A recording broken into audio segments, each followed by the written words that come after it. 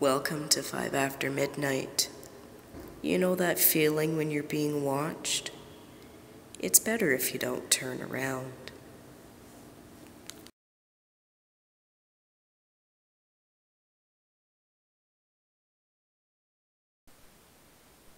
One.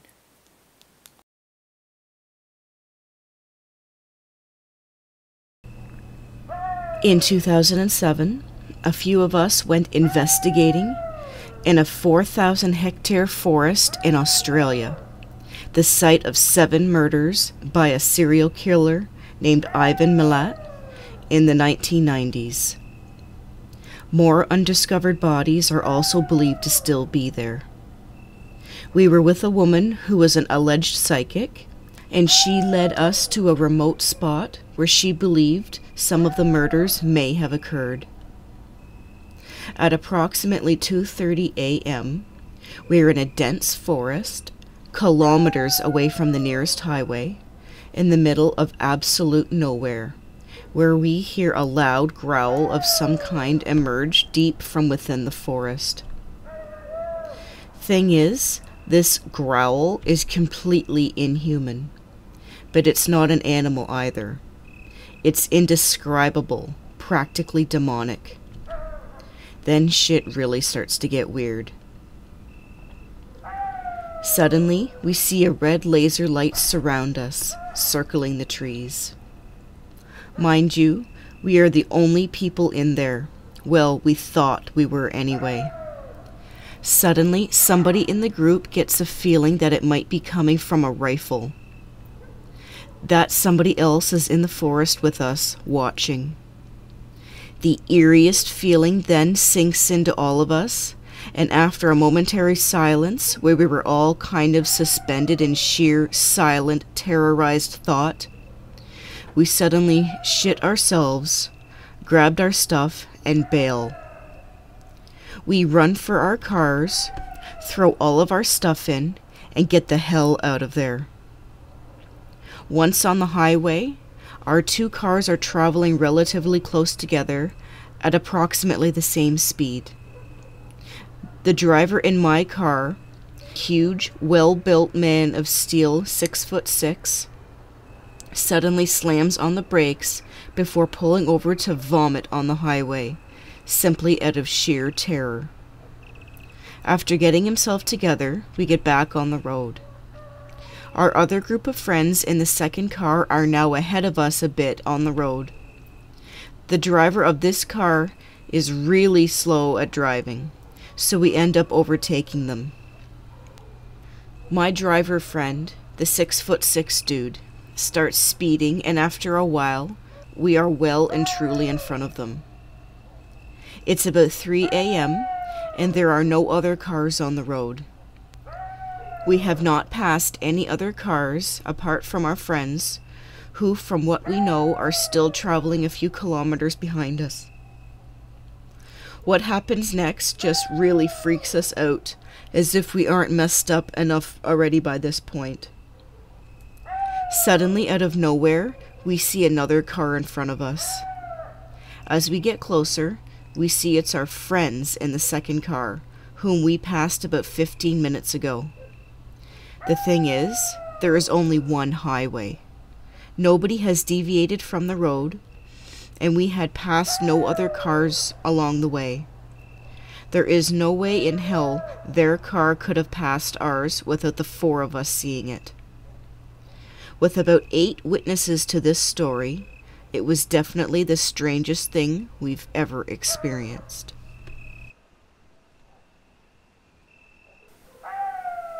2.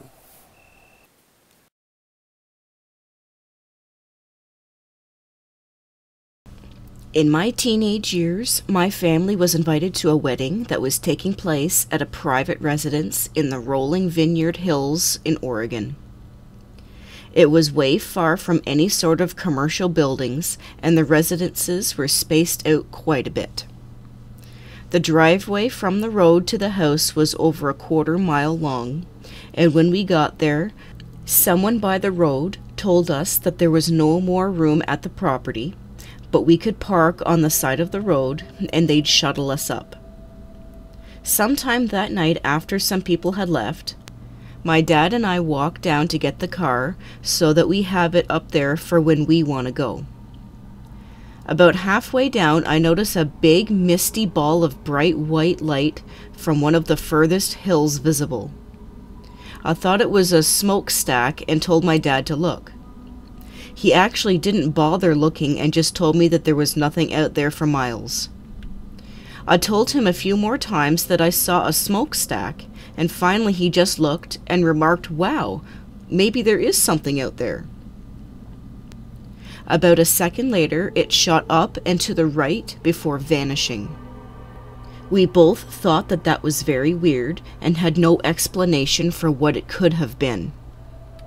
We bring the car back up no problem and stay a few more hours. On the drive back down, we were explaining what we saw to my mom and sister.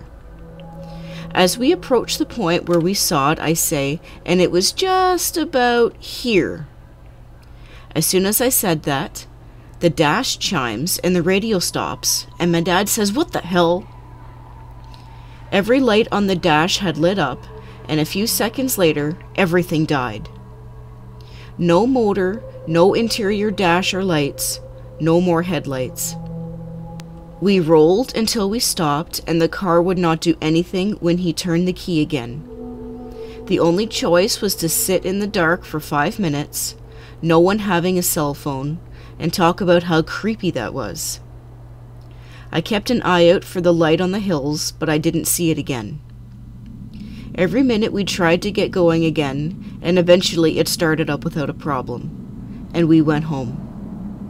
The car never had any issues with doing that ever again.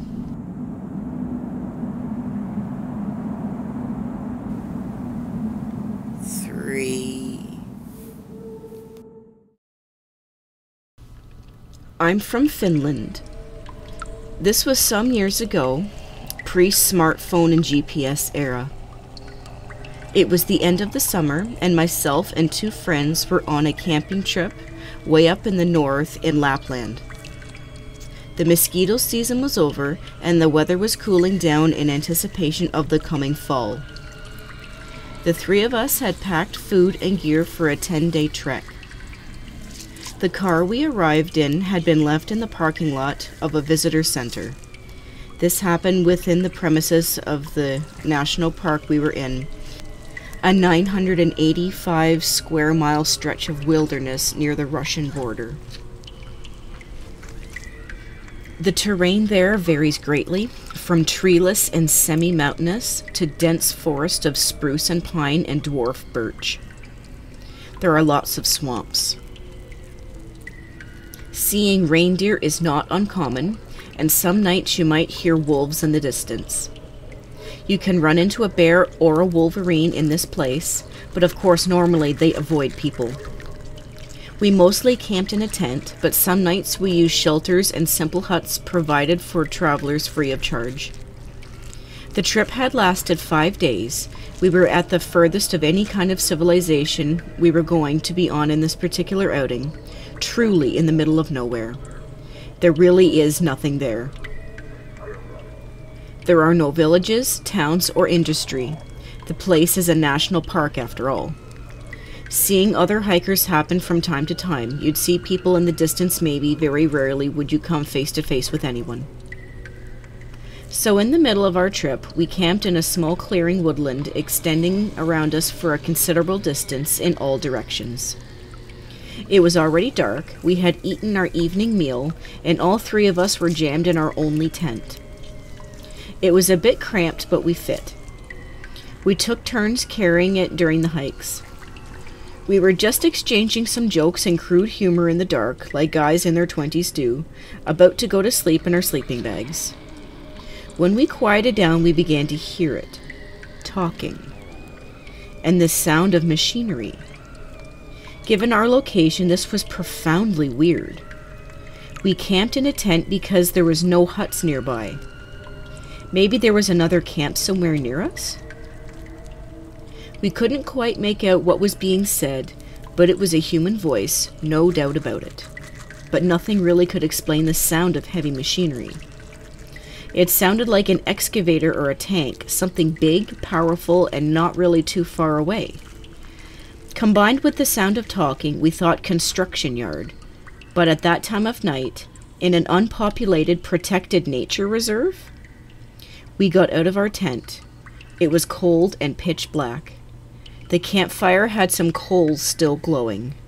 We took out our flashlights. My two buddies have always been a lot braver than me. The sound was clearly coming from the north, maybe half a kilometer away. We thought the construction might be going on behind a small hill some distance away. We could see no lights or anything. We still could not make out what was being said. The speaking-like voice was monotonous, and it was impossible to even say what language was being used. Still, it sounded a lot like a person speaking. You may be aware of the sort of spooky phenomenon of hearing a human voice in static. Maybe you've used a blow dryer and been sure someone is talking. Turn it off and it was just something your brain tried to interpret from the steady hum. Maybe it was sort of like that. It's hard to explain. The machinery sound continued, not loud, but you could sort of make out the powerful engines at times, accelerating and adding power, at times idle. My two friends resolved to go out and find what was going on. We put our warm clothes back on, donned boots, and I sat next to the dying fire, adding some more wood to it. I would stay at camp while my buddies left to check out this mystery construction yard in the middle of nowhere in the Lapland woods. So there I sat. The guys took their maps, took a compass heading left, and I could hear them make their way through the forest, see the light from the flashlights, and then they were gone. The weird sounds continued, unaltered. They were gone 15 minutes, then maybe 30. The better part of an hour. It was odd, judging by the volume of the sound. They should have reached it, checked it out, and been back already. I added more firewood and tried to make out the person talking, trying to figure out what they were saying, but it was too tinny and obscure. The guys had been gone for way over 2 hours. I figured they had stayed for coffee with the construction guys or something. Then the sound stopped. Just like that. It just ended, all at the same time. The engine sound and the voice both just quit. It was very silent. I waited for another 30 minutes, very worried now that something had happened, that maybe my friends were lost. Should I go try and find them? I shouted their names several times and built the fire pretty big. I was scared shitless when I suddenly saw the flashlights of my friends. Apparently they were returning in a hurry. The guys got back to camp out of breath. They told me the following. They had followed the sound beyond the small ridge in the distance. There was nothing there, and it seemed like they were not getting any closer to the source of the sounds. They had to stop every now and then, be quiet, and listen to it to be able to walk towards it.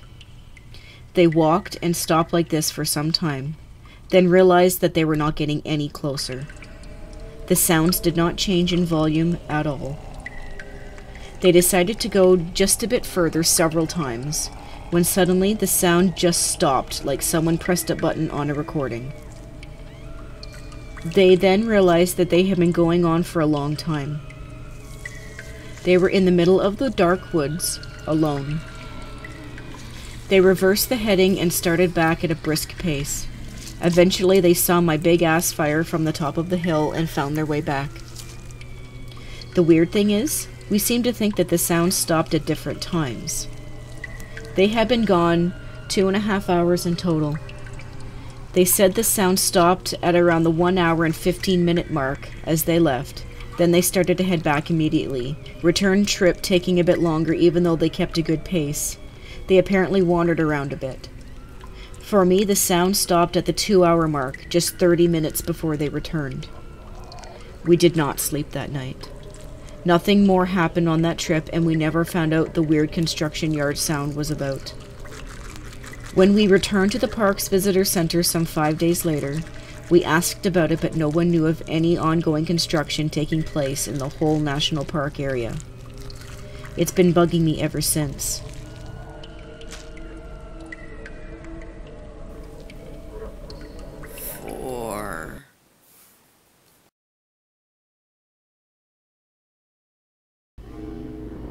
Once I was bird watching with my brother at the top of a valley, looking down with a pair of binoculars. My brother saw a man walking across the valley quite far away. You could see no definition at all in his clothes, and weirdly, it looked as if he had no face at all, just a smooth surface where his face should be. My brother handed me the binoculars and I looked down. We both thought it was weird, but when I took the binoculars away from my face and looked down again, he had disappeared. He was in the center of a big field, so there's nowhere he could have gone.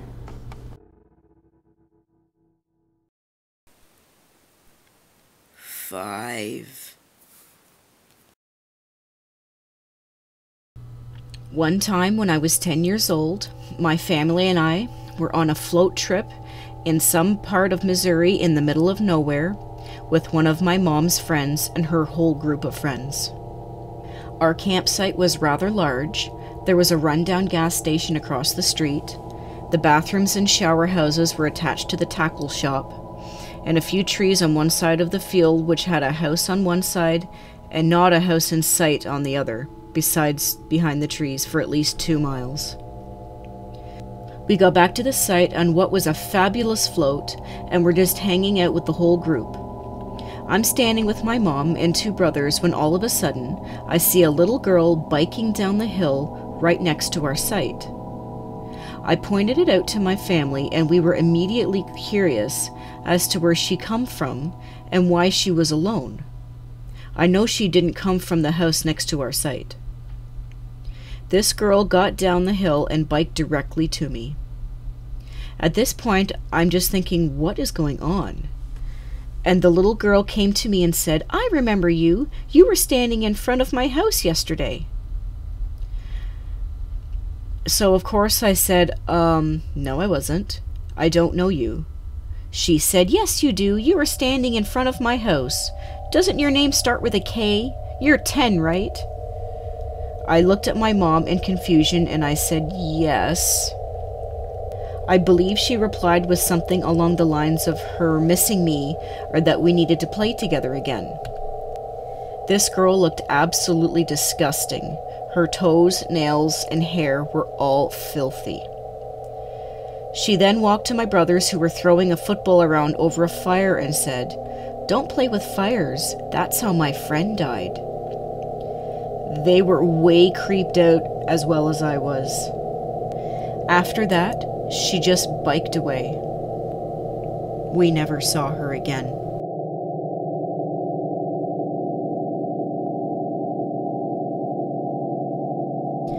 Thank you so much for watching and supporting the show. If you have a story to share, send us an email, like us on Facebook, share, like, and subscribe.